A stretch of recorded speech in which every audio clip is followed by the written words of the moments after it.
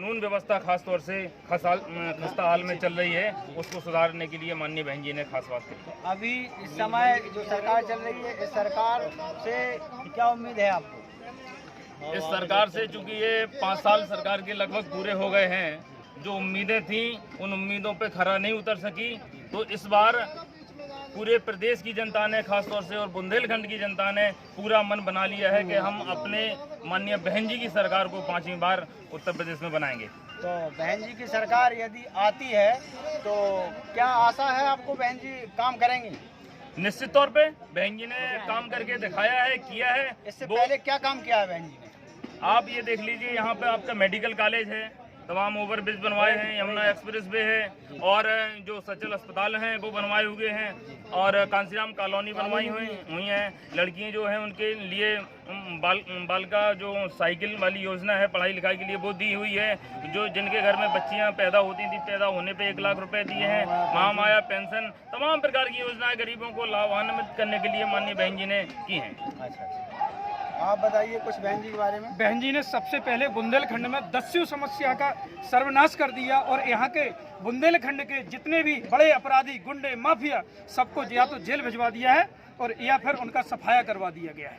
और माननीय बहन जी ने नारी सुरक्षा पे विशेष ध्यान दिया है। बहन जी के शासनकाल में आप हाथरस जैसी एक भी घटना किसी अपराधी की औकात नहीं थी कि वो इस तरीके की घटना कभी करके बच के निकल गया हो।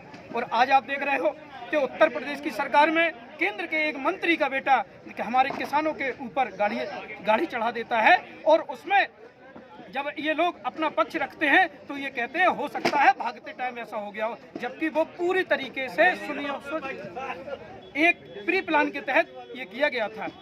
चलिए, आपने गरीबों के लिए बता दिया कि गरीबों के लिए बहन जी ने शौचालय बनवाए हैं, आवास बहन जी ने शौचालय नहीं, शौचालय की इनकी योजना हो सकती है। आवास बंटवाए हैं, विद्यालय बनवाते हैं, विद्यालय बनवाए हैं, आवास बनवाए हैं, रोड बनवाए हैं, और अच्छा काम किया है। और बहन जी आज किसानों के लिए क्या बोल करके गई?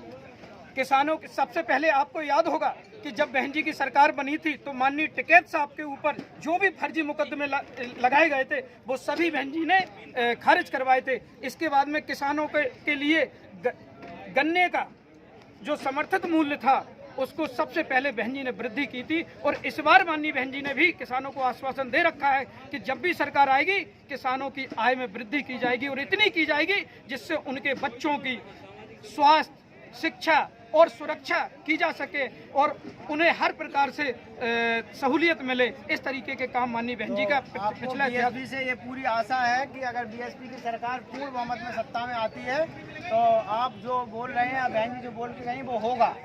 माननीय बहन जी का एक इतिहास रहा है, या बहुजन महापुरुषों का सभी का इतिहास रहा है कि उन्होंने जो कहा है, जो जनता के बीच में जो भरोसा दिलाया है, उस पर हमेशा खरी उतरी हैं। ये माननीय बहन जी ने भी किया, माननीय कांसीराम साहब ने भी, बाबा साहब ने, हमारे सभी बहुजन महापुरुषों का इतिहास। शुभ नाम क्या है? हमारा नाम संजय राय।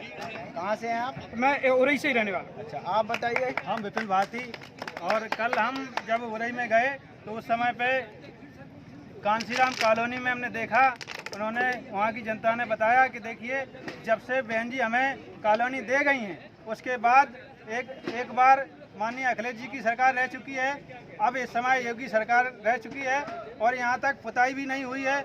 यहाँ गंदगी पड़ी है, कोई साफ करने के लिए जो आवाज दी है उसके बाद किसी ने भी वहाँ पर सुनाई नहीं हुई है।